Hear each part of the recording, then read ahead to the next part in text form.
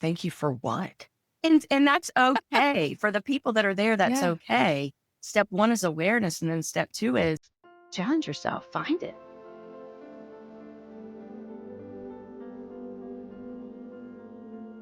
Welcome back to Pulling Threads, where we unravel stories, patterns, and truths that shape who we are and weave them into something stronger, more grounded, and more whole. I'm your host, Leslie Mathews, and I'm very excited about our guest today. We're going to pull back a very important thread, the inner work that creates outer results, and the kind of alignment that starts inside your nervous system, inside your belief system, inside your identity that you carry, and then shows up everywhere in your life. And my guest is someone who teaches this kind of transformation beautifully and powerfully. Liza Lounsberry. Liza is the creator of the Inside Out Success Coaching Program, and she leads a community dedicated to manifestation, high performance habits, personal growth, quantum leap seasons. Does this all sound right? Yes, you're doing great. In a very grounded, non-bypassing, deeply aligned way, which is it all speaks so much to me. So today we're going to dive into her story, her philosophies, and some practical tools that she uses to help people shift from being stuck and into powerful self-leaders. So this episode is going to hopefully wake up something inside us all. So let's get into it. Liza, I'm so happy you're here. Welcome to Pulling Threads. I always like to start off with people's journey, your origin story. How did you get here? What inspired you? And yeah, just tell me a little bit more about how you got here. That sounds wonderful. And thank you, Leslie, for having me. I'm excited to be here. And I do believe this will be helpful for all of the listeners who desire more for their life, but in a way that isn't going to be challenging. What I love about the way that I approach life now is it flows compared to what I used to do. So my journey really begins back in 2013, but I'm going to do the Cliff Notes version for really about the last 18 months, which has really been what I would say the journey on turbo speed. And so as the daughter of a woman who was incredibly loving and compassionate, but died way too soon, I watched her settle in life for less than what she desired her entire life. And I watched her try to achieve her dreams, and she would constantly bring them up and her eyes would light up. And then what I would see, though, were behaviors that just weren't aligned. And so what that ended up being was a woman who used anything and everything to numb. And I truly believe that if she knew the power of the mind like I know now, she would be sitting right here beside me. And so a lot of my journey comes from having achieved everything on paper. I got the degrees. I found the amazing husband. I had children. I had a home, all the things, a yellow lab to boot. But I was at work, one person, extremely successful, achieving the awards, great money, a nurse. And then at home, a completely different person. It was very hard for me to do anything. I felt like oatmeal without a bowl, if that makes, there just wasn't any joy in my life. And I couldn't figure it out. And so then the shame really started kicking in of, why can't you get it together? There are people out there that are struggling all over the world, and you've got everything handed to you on a silver platter. And it wasn't that it was handed to me. I actually had created it myself, and I still didn't like it. And so that's where this journey for fulfillment came from. Like, what's the point if I'm not enjoying any of it? And so here we are. Here we are. I love that. It's a very different, I guess, way to look at that kind of pattern that many women follow in their life. And they get to this beautiful place. I was there. and they're living it and they're like, but it's not giving me something. And so then Was it, I'm sorry, go ahead. I was going to say, but fast forward to today, and I truly have to say, although I'm not perfect, I'm having a really damn good time.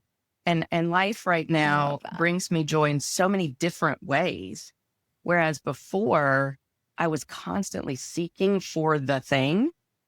And once I Mhm. realized that I was the thing, I love that. it took all the pressure away.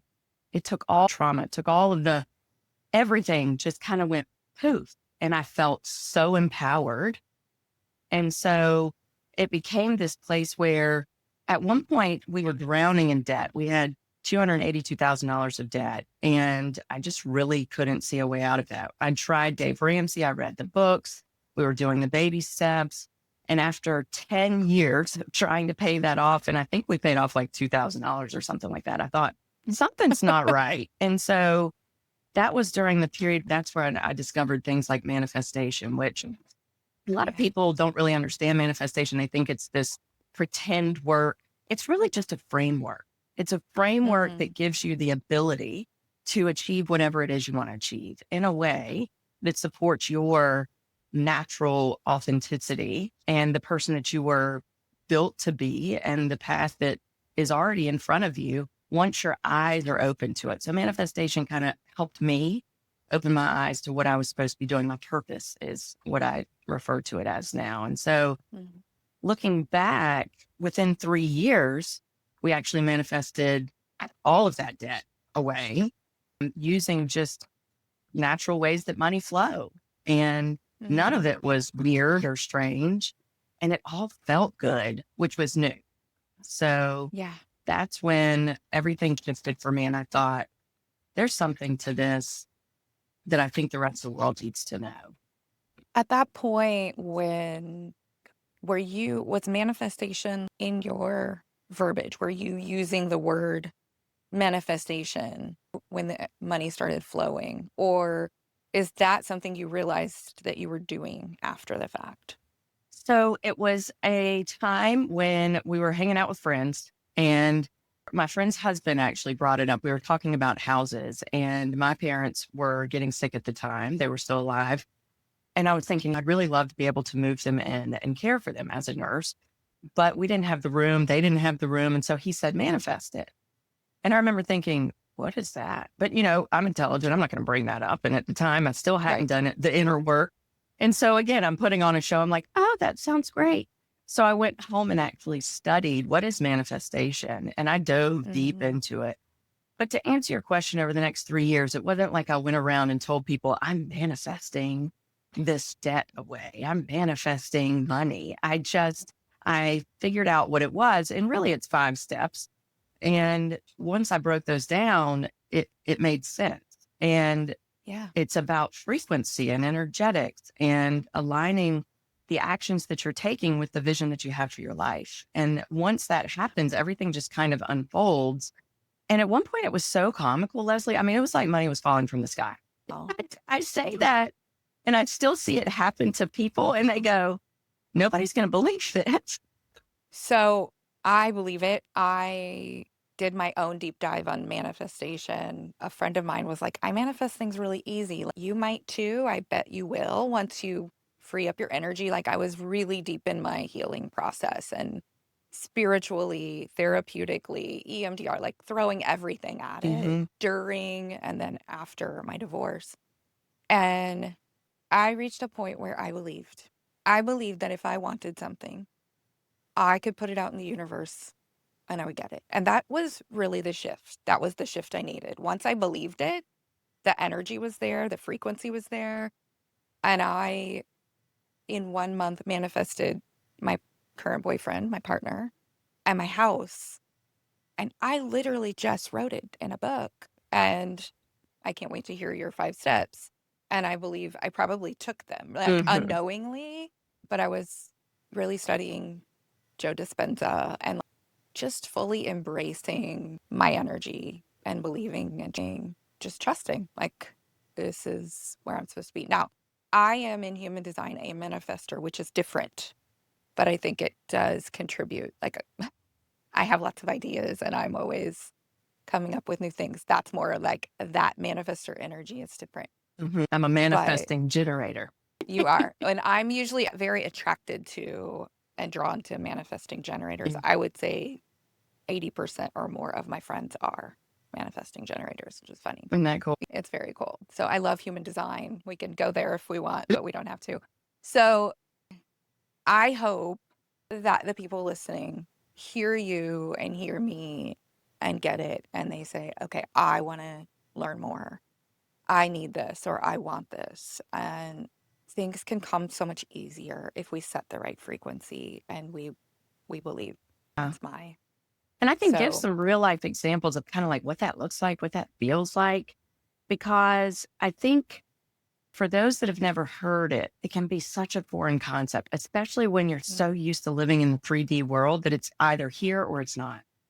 And so what really helped me was first understanding this concept of time. And I really started embracing that through the work of Eckhart Tolle and his book, The Power. And that is hands down one of my favorite books. oh my And it's a gosh. go-to. If I'm struggling, I just put that in my ears. And I randomly let Audible pick a place. So yes, go ahead. Oh yeah. And I'll tell you what's interesting as I look back at my career, when I did hit that massive milestone, my dream was to manage an intensive care unit. And at the age of 27, I became the youngest leader with the largest ICU unit in this level 1 trauma academic medical center that's highly acclaimed, highly esteemed in South Carolina, the Medical University of South Carolina. And the woman that saw within me what I didn't even see in myself yet, her name's Natalie. And to this day, she is one of my greatest mentors. She's a phenomenal woman. And she gave me this book at the age of 27 years old. We've been working together like 3 months. And I remember I opened it, I skimmed through 3-4 chapters, and it made zero sense to me. At 27, at 27. And so I'm looking back now that actually it's that I use in my work with my clients. Some of them, we are actually going through the book together. And he created a workbook to go along with it, which is super fun. But I do believe you have to be at some sort of conscious level of understanding the mind. And so if anyone listening to this is like, oh my God, that book is like far out there, take that with curiosity and realize, oh, that's my sign to develop more of a conscious awareness. So those would be the 2 words I would give to anyone listening that's like, what is that book? Conscious awareness. Because until I had that, I really didn't get the book. And the book is something that helped me see that time is this concept that as humans, we're the only ones that really create it, use it. Because like Eckhart says in one of the chapters, he says, if you go and ask the oak tree, what time is it? They're going to laugh at you and say, what do you mean, what time is it? The time is now. What other time is there? And this goes into the whole theory, philosophy of abundance, of how as humans, our time constraints that we put on ourselves, the things we didn't do in the past or we should have done differently in the past, or the things that are coming up in the future that we must get right. These time constraints, where I tell my clients all the time, we're time traveling. And that's the definition of stress, is time traveling, is not living here where you and I have just as much as we need. We're fed, we're watered, we've got everything. We have everything we need right now. But if we're not thinking about right now, we're developing this stress. And so time became this concept for me of realizing, oh, I'm not paying off the debt because I'm still looking at the debt from mistakes I made in the past, or why did I spend that much money on school, or why did I take those loans out? And I'm looking at it from a place of the future. How are we ever going to send our kids to college? Right. And this was very much a Dave Ramsey thing, which congratulations, Dave Ramsey. I know he's helped millions of people across the world, and I think that's wonderful. It's just his methodology didn't work for me because the focus was on, you're so broke. Stop spending money. You're so broke. All these mistakes you've made have led you to where you are. And so once I was able to shift that to right now, I am abundance. I don't need anything. And all of a sudden, the world started mirroring that and reminding me that and showing me that. And so it started with me accepting, oh, I do have more than enough. of everything, Yeah. every single thing I could possibly imagine, even when loved ones were dying, even, they're dying, but I can be with them. They're not in pain. They're not suffering. Whatever problems we're facing, we can find a solution. And it was this entire shift of perspective. So I have to say, that's one of the greatest freedoms that manifestation has given me. I love that. And it is such a huge shift. And, in the therapy world, we say like worrying about the future is anxiety, worrying about the past is depression, Yeah. right? And clinically, that's what we see. But spiritually, like on the levels you're talking about, like it is so harmful to be constantly thinking about the past or worrying about the future. And it's where so many people live.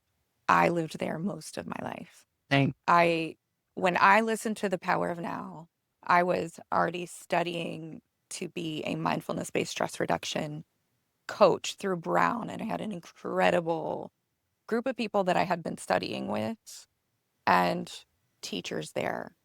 So I was already living pretty, I thought, in the now. And so I had that conscious awareness to hear Eckhart Tolle and to get it. And I found the book. I was actually listening to an Oprah podcast episode when he had been talking about COVID. you. And he was saying, like, everyone's so scared and we're all living in fear. But actually, we're okay. Everything is okay. And that helped me. I was like, oh, he's right. He's like, look around.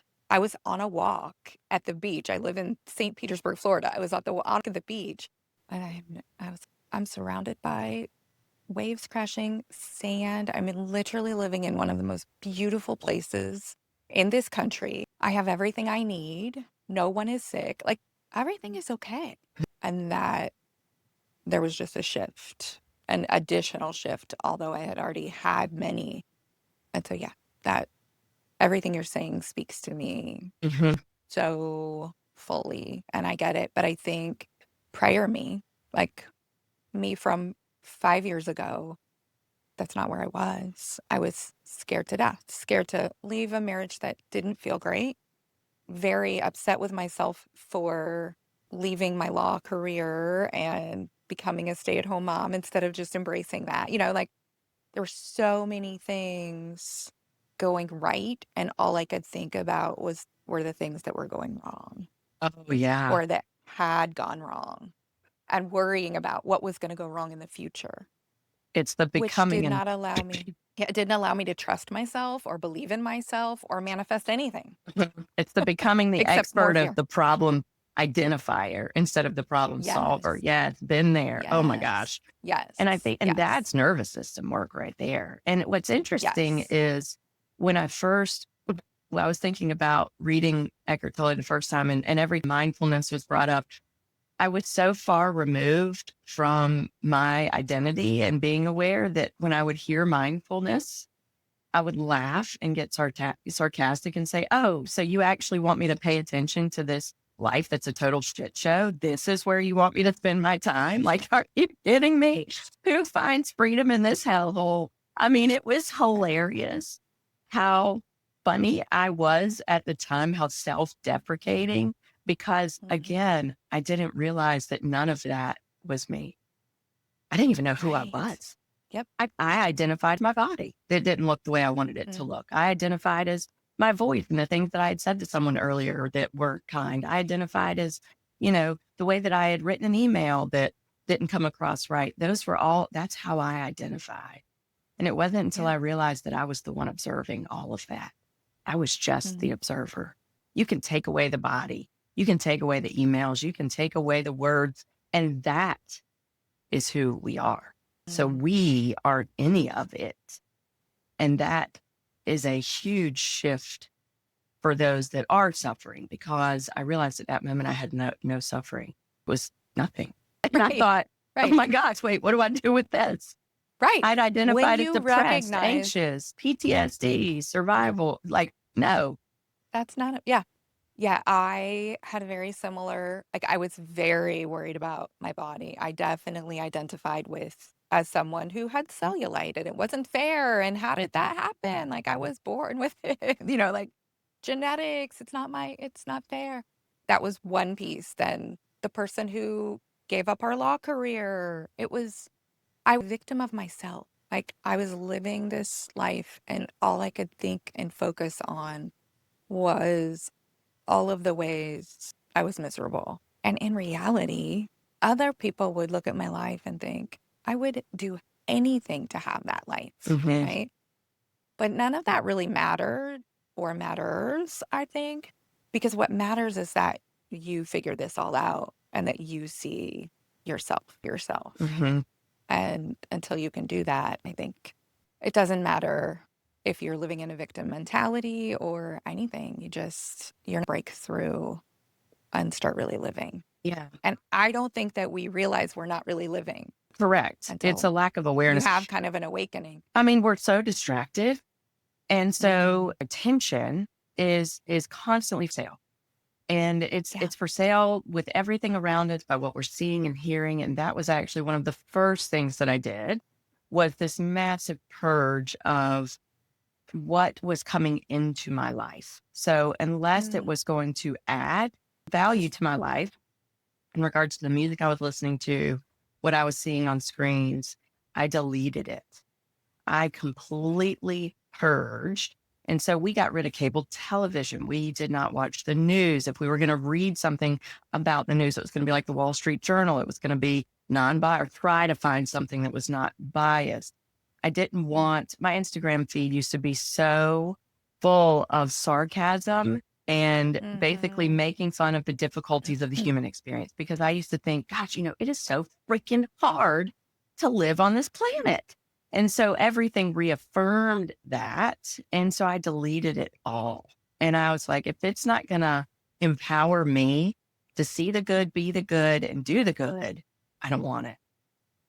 And what happened was the more I raised my vibration to a place of gratitude, just finding gratitude in the simple things in life, the Yeah. more I started attracting other similar personalities, other similar experiences, and life got so much easier. It was like the burden of life was lifted away. And actually, we know this now through MRI imaging that Yeah. the only immediate, what is the word, thing to stop anxiety dead in its tracks is gratitude.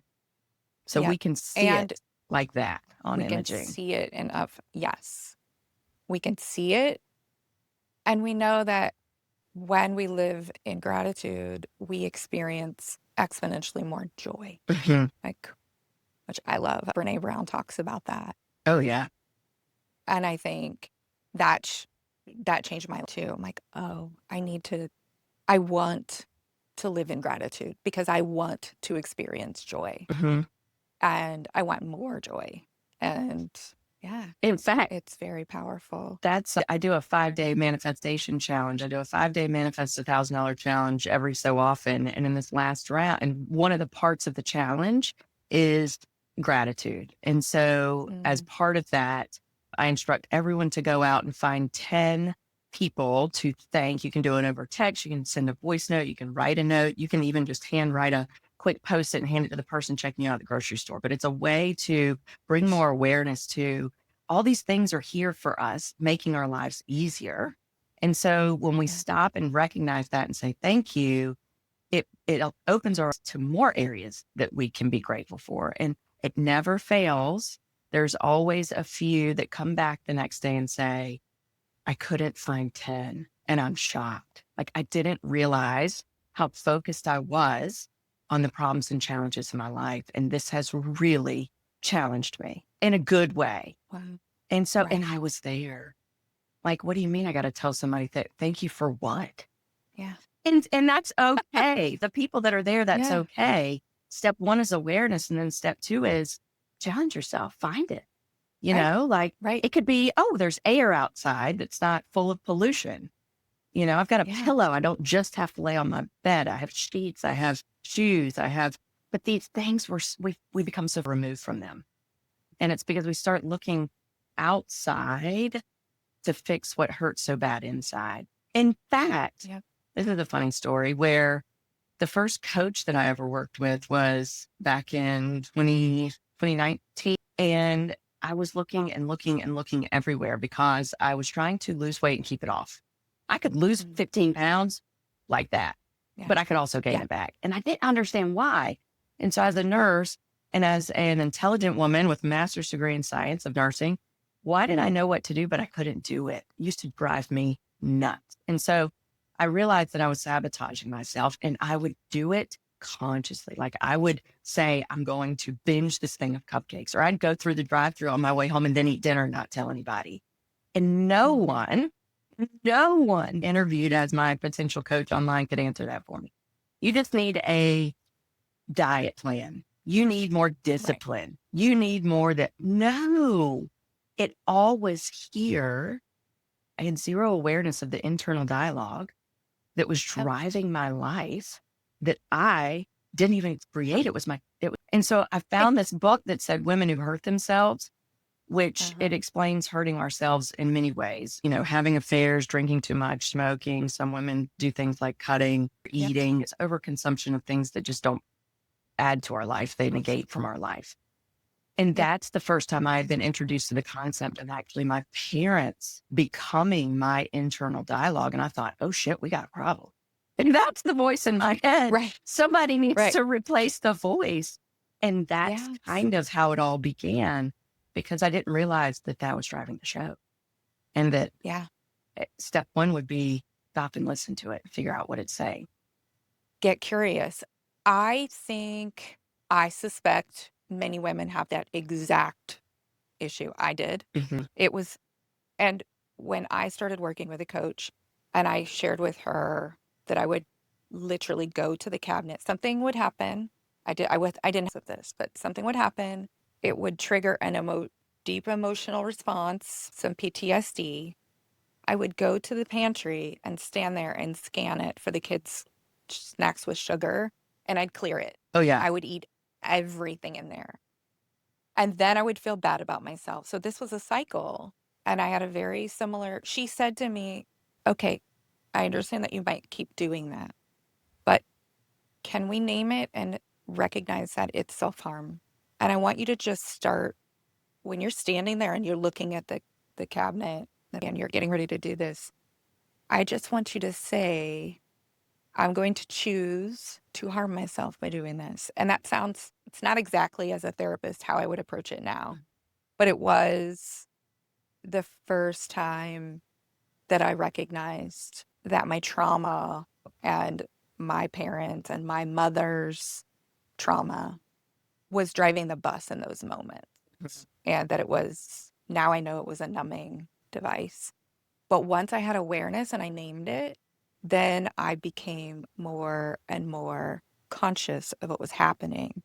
And then I stopped. Like, it took work. There was work in between there. There was actually work to undo some of the programming and processing that was telling me all the false stories and all of that. So, but I talked to so many people who have such a similar thing. And sometimes it is something else. It's drugs, it's alcohol, it's sex.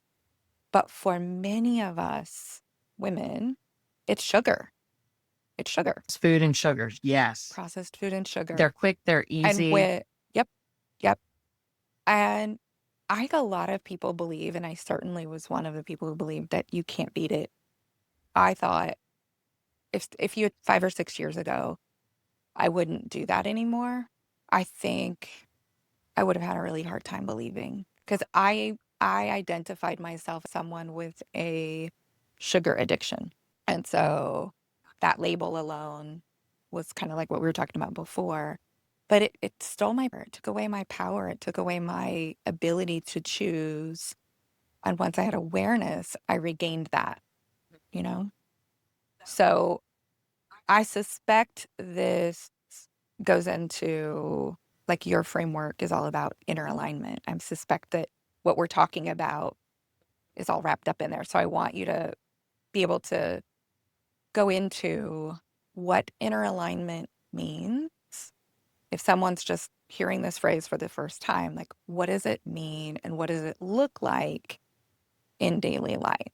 Yeah. So I think what you're bringing up is so important. And there's so many layers there, especially when we start talking about awareness and we start talking about recognizing and naming. And so these are what I would consider our superficial kind of starting points where we kind of jump off into the realm of developing a life that is more peaceful, that we have actual control over, and we become the creators of the life that we want to live.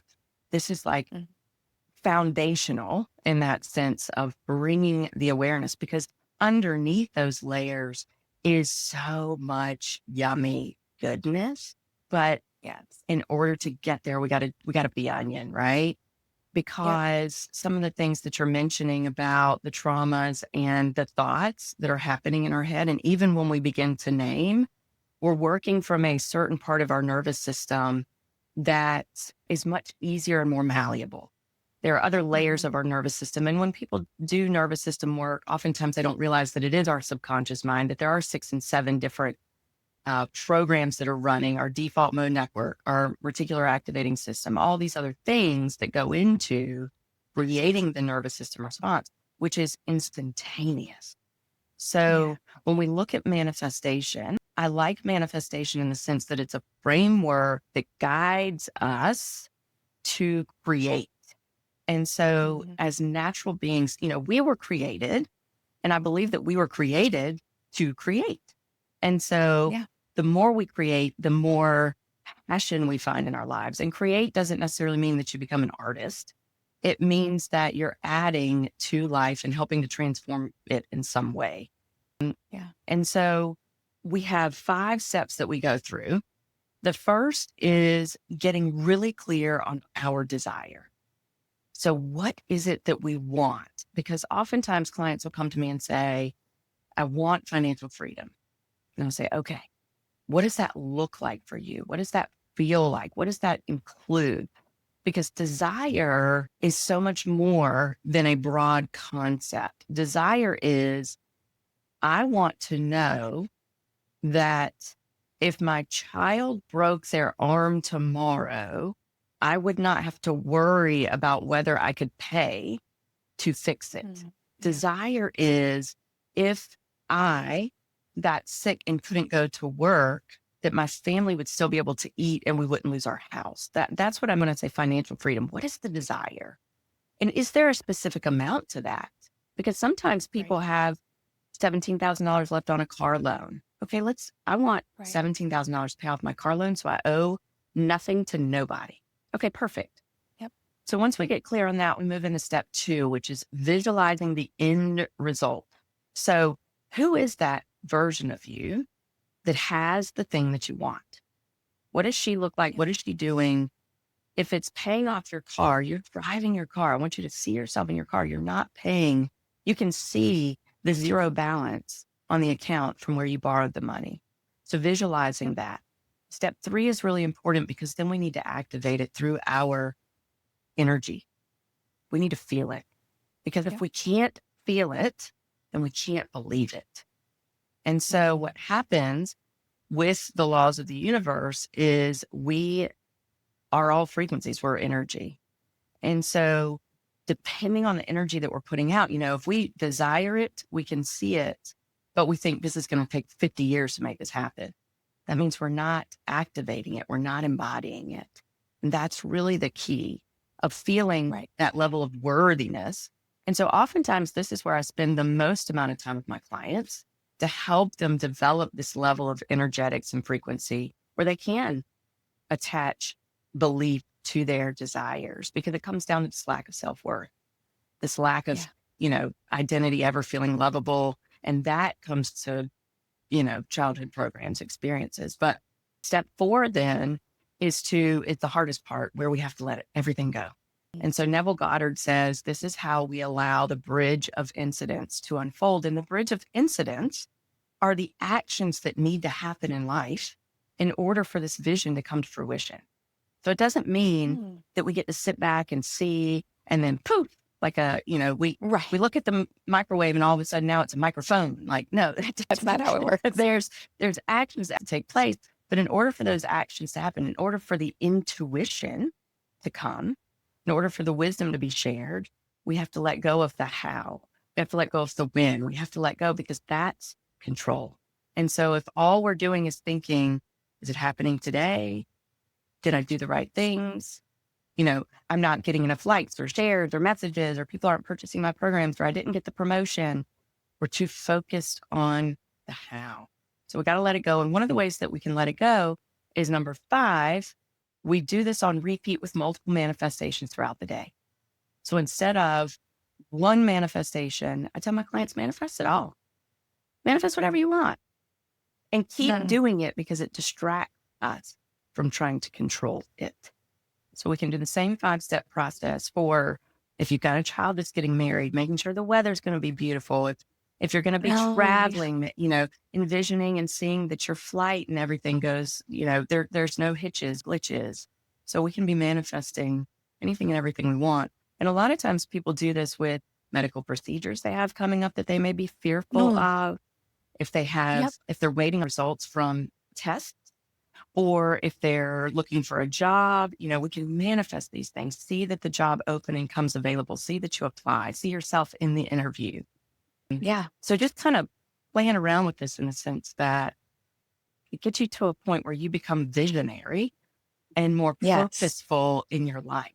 Yeah. So really, those are the 5 steps. And we can use those 5 steps in any way for anything that we desire in life. And so it's just how to raise our frequency, become consciously aware that we have the freedom to really create any outcome that we want or desire that we want, versus for most of my life, I felt that I was at the mercy of decisions being made by other people. I wanted to do this, but it was going to be dependent on whether or not they said I could. I wanted to have this, but it was going to be dependent on whether or not someone would be enough so I could afford it. And my life now is so polar opposite to this is what I desire. I see myself having it. If there's any glitch in the process of me feeling like I can, that's the work. That's where I spend the time. What is it that makes that I can't? And so that's, whether it's a belief that I'm not worthy, whether it's, because I'm married and have children and only single people do that. And then I have to challenge those things. Where did that story come from? Is it fact, or is it just conditioned belief?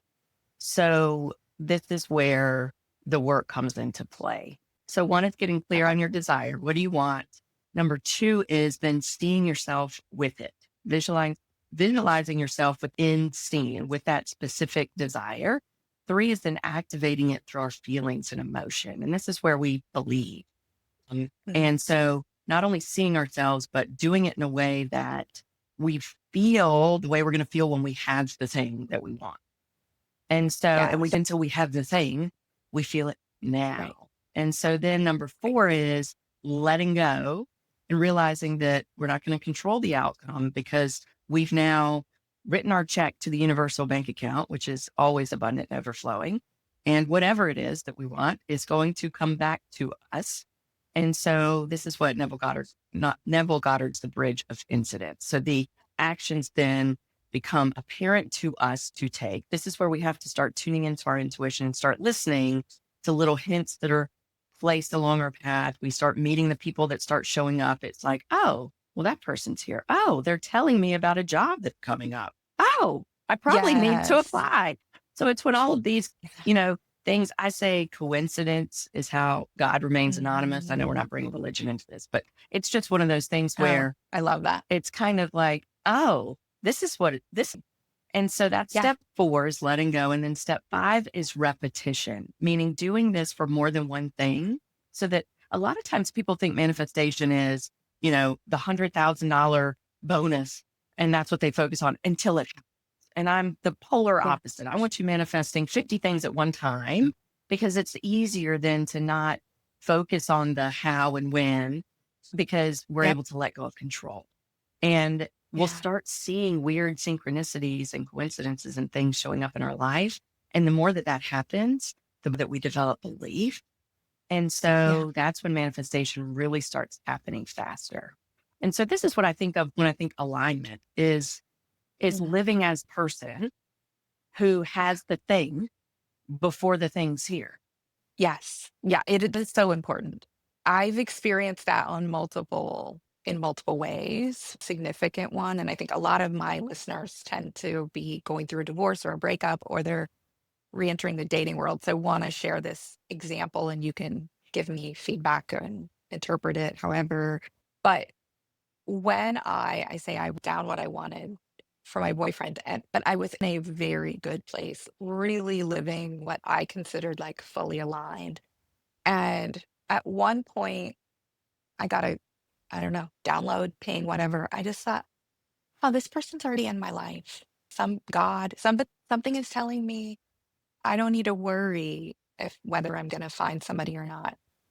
And then I thought, what if I just live as if they're really in my life? Like, I want to live my life like I'm in love and like I have a fulfilling relationship. And Think about it, I did. Leslie. You would be shaving your Yes. legs. You would get up and take a Yeah. shower and put on a cute Yes. outfit. You would go out in Yes. the world and you would make lunch dates with your friends so that you could tell them about this wonderful boyfriend, right? This is the person that you Right. would be, but you don't have to wait until he shows up. You do that Right. now.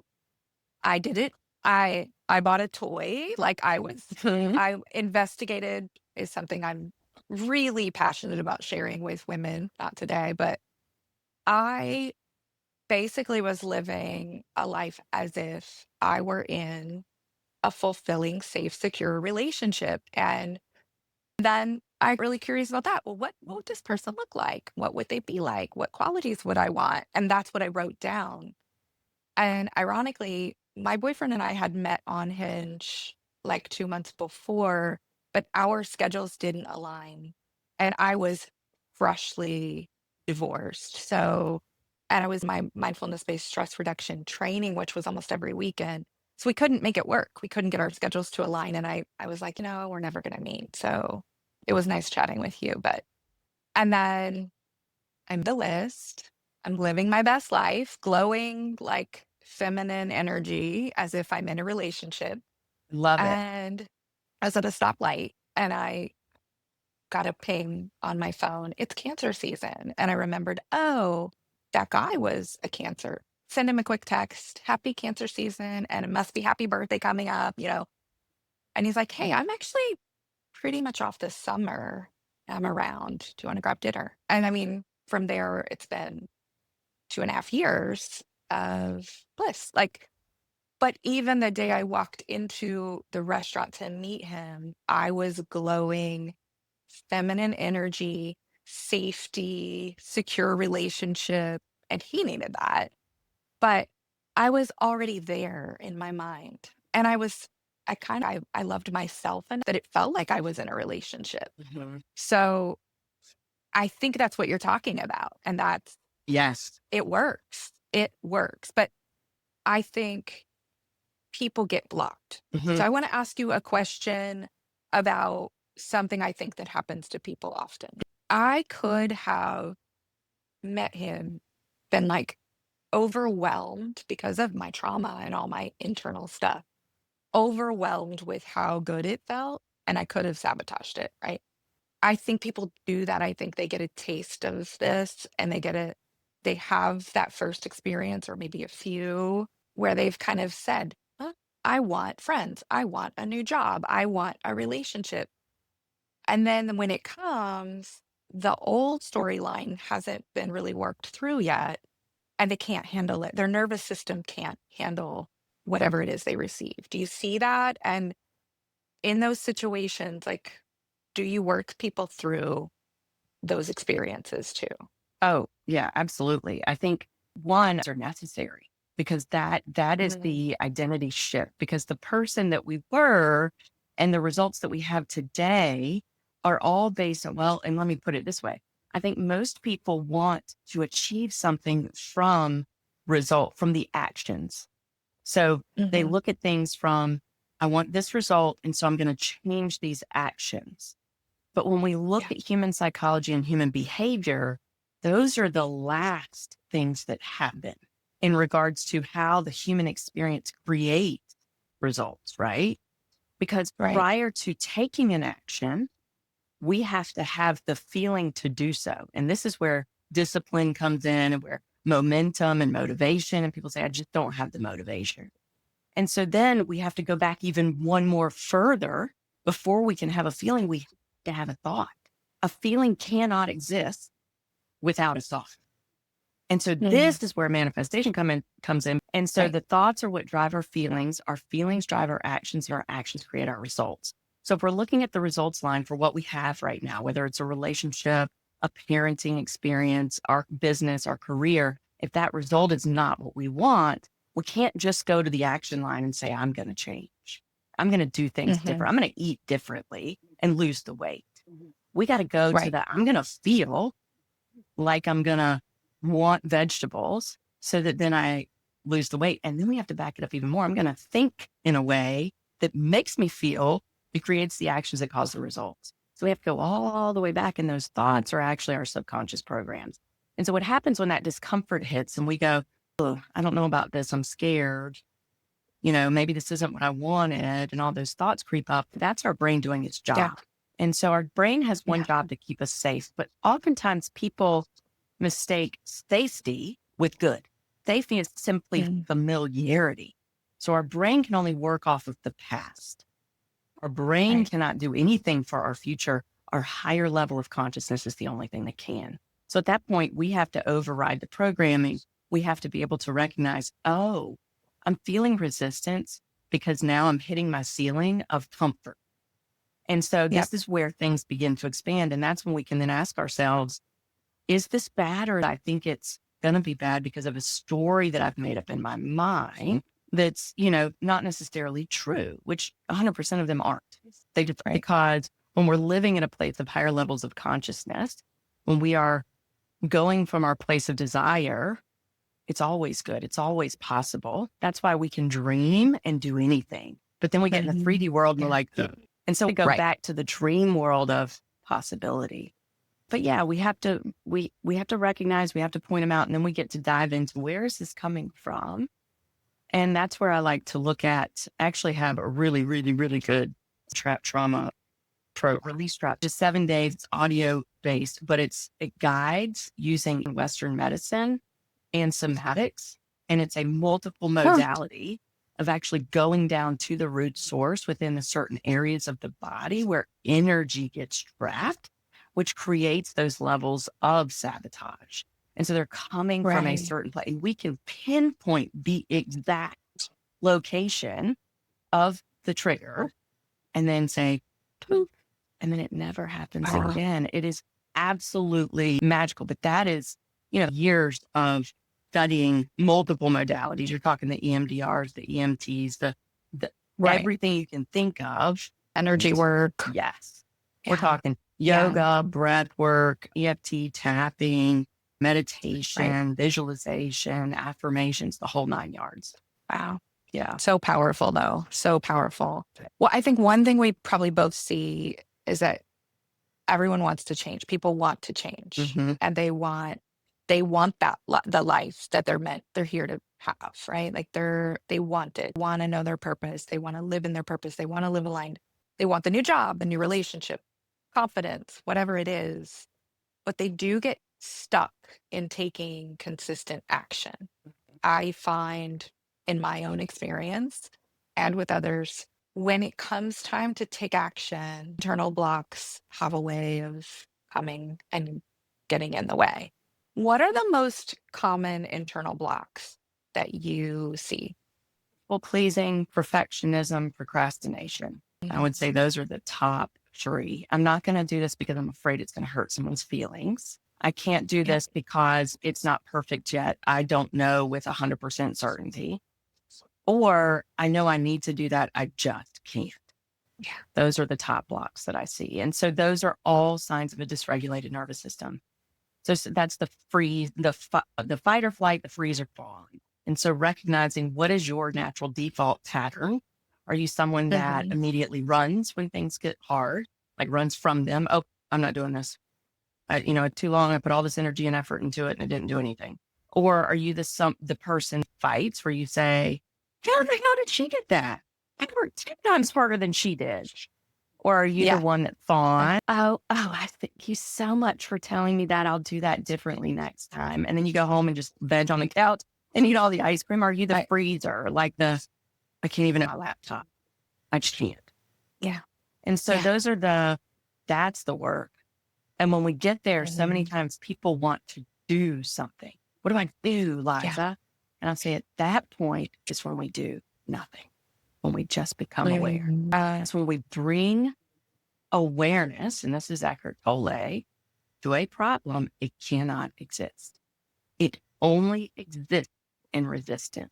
Wow. So the So only powerful. time that we walk past the dishwasher for the fourth time and say, I've still got to empty the dishwasher, the only time that's going to go away is when we just recognize that it's happening. And all of a sudden, that space of silence that comes from the awareness is what will propel us to do it. It's a natural biological phenomenon versus you're doing it again. You just walk past it again. Oh, I've still got to do it. So that resistance, which is into the self-hatred. Are you ever going to get better than this? This is exactly what Mhm. you're trying to fix. You can't even empty the damn dishwasher. So, Yeah. and I say Yeah. that with all the chuckles in the world because hello, I'm 100% guilty. I was there. And I have so much Right. love and compassion for the women that are 100%. Yeah. Yeah. Yeah. Pleasing, procrastination, those things are, I mean, most of us have some degree of that. Right. But if you have awareness that you have it, it really does. I do a lot of parts work. So when I have awareness, for me, it helps me get curious with my parts, Mm. right? Like, okay, what part is resisting this? Mm-hmm. Like, and why? I think because my human design manifestor, I have a tendency, sorry about the sirens, if you can hear them, I have a tendency to use, like, I get a flood of ideas, right? And things I want to do. Usually around the time I'm getting ready or I'm in the process of doing the thing I'm doing. So I'm creating a course right now, and my system likes to flood me with new ideas in the midst of when I'm creating something already. And then I'm faced with, oh, wow, like these are really good ideas. Like these are really incredible. Do I sidestep or pivot temporarily and come back to this? What is the universe telling me? Like, so I can get really tied up in that. And That I would call the I'm not, perfectionism. yes, It's it's the perfectionism. And it's like, I can become paralyzed, like frozen mm-hmm. in that place. And what I used to do is I would seek out permission from others. Mm-hmm. So I would go, okay, I don't know. How do I do? Do I keep doing this course or do I make this course? And then I would seek it out often from someone who's a manifesting generator or a generator, or I don't know what they were, but they are more practical, right? I'm a dreamer. I'm a Pisces dreamer. And they would be like, just go back to doing law, Leslie. Like, you should just be a lawyer. Like, you have the degree, or just be a therapist and work and see clients all day. And that's it. I'm like, well, that's not what I want, but maybe I'm right. So then I'd start questioning myself and get all tied up in that. I've learned now who to ask, how to put people in place to keep me in check with my perfectionism and my over whatever idea generation. But do you see that a lot? And how do you help someone work through something like that? Because I think it's also a common way that we get off track. I don't know if that's the right word or the words you would use, but that's how it feels. I go back to what's your desire? What is Mm, your desire? And what part of this is going to get you closer to that? Because either it's wisdom dropping in or intuition, or it's your natural subconscious patterns playing out to allow you to delay. And so mhm, what will happen with my clients that are very visionary, very creative, is we get to this place where we stop resisting the creativity and the visions as they come and celebrating them as, oh, and this is a great idea, and this is a great idea, and this is a great idea. And you get to choose which one to do. And if you stop doing the one that you were working on to do this one, who cares? As long as your desire remains the focus. So for example, for business owners, if the desire is, I want to have 10 really dreamy clients before the end of the year, but keep that desire. And if we shift from what we're doing right now to this, if that's not going to align with the desire, then that's our answer. We know it's our distraction. And so we go back and we realize that anytime we're uncomfortable, something is being triggered in our nervous system. And anytime we question, is this the right thing we're doing? I don't know what to do. It literally turns off the wisdom to ourselves. That one phrase, I'm not sure what to do, that is us turning off our own wisdom. And the reason that it's happening is from past programs that we aren't enough, that we're not worthy. And so we get to this point of doing the work, which is a daily thing. I explain to my clients, it is like drinking water and brushing your teeth. A regulated nervous system doesn't just happen and then you're done. It's a daily practice so that you become a faster decision maker, so that you become more aligned with your vision, so that you get clearer at listening to your intuition versus anxiety. And the one thing that we'll ask, or that I'll share with my clients, is I'll say, anxiety asks questions, intuition comes in statements. And so when their exciting visions come in and say, a 5-day challenge is exactly what your clients need. Boom, that's intuition. That's a statement. Or should we do a 5-day challenge before the end of the year? That's anxiety. I don't know. Should we? Let's write it down as an idea, but I'm working on my course right now. Yeah. So it's like that redirection. So it's just that getting comfortable. And at the end of the day, knowing that you have the power for it all. And you can't be wrong when you do what you desire. Like we cannot mess up when we're following ours. I love that. My nervous system just calmed down, honestly, because I was having a conversation this morning with my boyfriend about some things. And the minute you said, what's your desire? The answer to what to do in regards to that conversation just came. Yeah. Like, so it's just here. Coached me. It is. Yeah. And so that's something that you can come back to for sure. I love that. Got about 5 more minutes if you want maybe one question or something to leave or whatever. Yeah. I know. I would say we're probably going to end the session 2 if you're available, because there are so many more questions that I have. And I think you have so much to share with people. I am so grateful. This is kind of funny because every podcast I've ever done, I've been a 2-parter. Because there's so much. I think there's so much to talk about. I think there needs to be a disclaimer. Right. This is part room for 2. Right. Exactly. Or we go like an extended period of time because there's just you have so much to share and you're really speaking my language. So I'm just loving and absorbing. I hope other people are too. And I appreciate who are bringing into the world and what you're teaching people, and your energy is so easily received. So I'm sure that your client, you feel that. So instead of asking another question that will lead to probably even more questions, tell the audience like how they can work with you, some of the programs that you offer, how people can find you. I think that's leave people with that. Yeah. And I think a couple of client success stories I could probably squeeze in just to share with them kind of like what it looks like.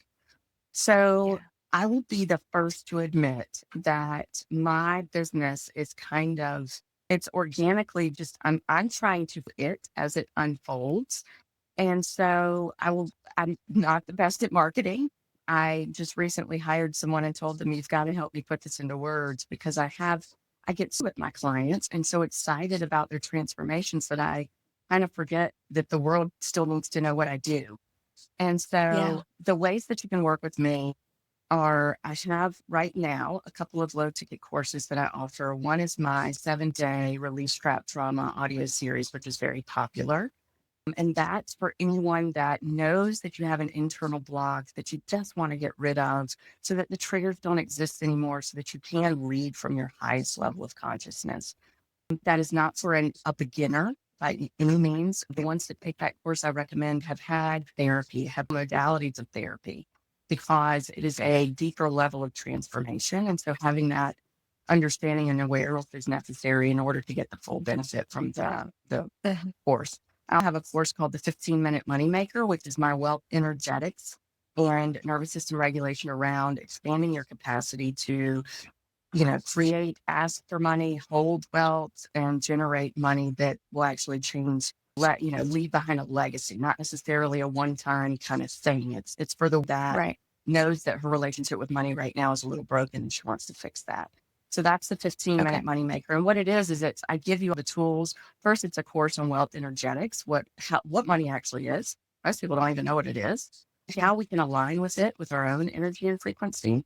And then what we can do on a daily basis, consistently, 15 minutes max. It can be as little as 5 minutes a day in order to regulate our nervous system to call in wealth and be able to hold on to it, not sabotage it. So there's that. Right. And then I also have my one-on-one programs. And so right now I've got one that's really popular. It's called 5 Weeks to 5K. That generate revenue. So we do not have Okay. time in that program to solve any kind of nervous system blocks or anything like that. It is how do Okay. you get aligned with money today and make 5K or more? Someone made 60 in 5 weeks or less. And then my program I'm known for is my Watch Your Ride program, which is my 6 month, where we actually do all the things: nervous system regulation, subconscious reprogramming, manifestation, identity work. It is where women completely take off the veil and become their purpose. So those are the ways that you Love can that. work with me.